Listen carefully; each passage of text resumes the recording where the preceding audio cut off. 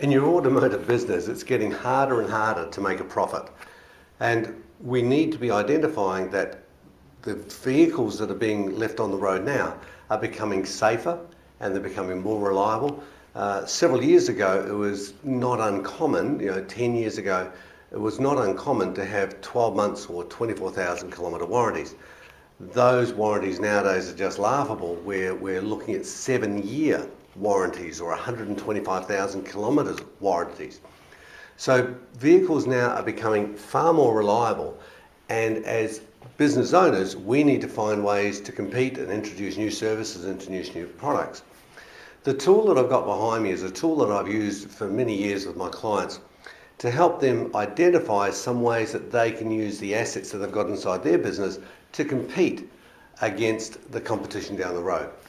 So one of the options that we've got here is this product that's called, this template or tool that's called a product surround model.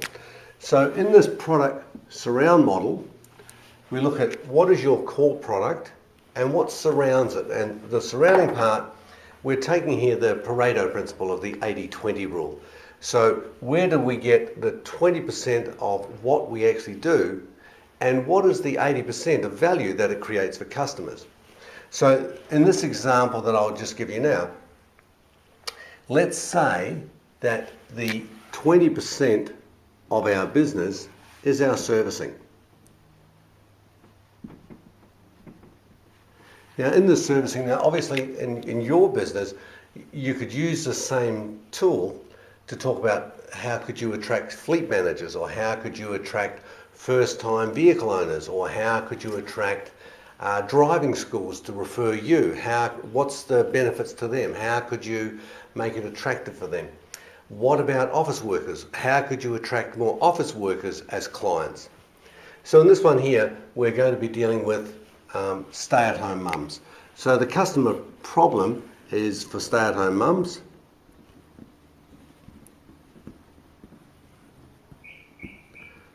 So stay-at-home mums, they're the ones with young babies, 1 or 2 young children, and their sole responsibility is to raise their children.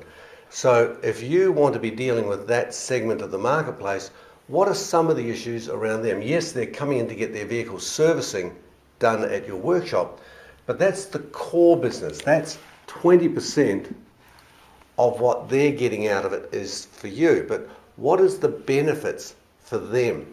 Well, some of the things are, what are the customer problems and needs for stay-at-home mums? Well, one of the things could be that it could be that they view going to your workshop as being inconvenient. It could be that they view waiting rooms. I've been to dozens and dozens of workshops over the years, and they've got really lovely waiting rooms with TV, with Foxtel, with coffee and tea making facilities. They've got blocks over in the corner there for the children to play with. But the underlying thing is that the mums, they don't want to be there. They don't want to come down and see you.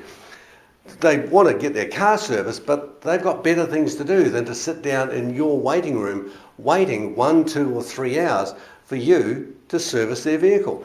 So it could be that waiting rooms are actually perceived by your customers as a problem, when the target audience is the stay-at-home mum. Another problem could be that you're across town. So you can't change your location, but how could you work with your customers to make it more convenient for them to be working with you? Another problem could be that you close early. So what do we do now that we've identified that some of these core issues are that the 20% of what you're doing is not providing 80% of the benefits? Well, how do we now work with surrounding solutions to actually building an argument of why they should actually consider using you instead of going to one of your competitors down the road? So we look at waiting rooms. What we could offer is pick up and drop off. So we could actually offer a pick up and drop off service to these customers. We could also say to them that there is no waiting. Because when we come out and see you and we pick you up, or we pick up your car, you can just sit at home doing exactly what you're doing, and the young kids can have a sleep. They don't have to be interrupted. They don't need to be put into the back of the car. They don't have to have their baby seat put on. No seat belts, no bottles, no blue bag. I remember when my kids were younger, we always had to take the blue bag with us.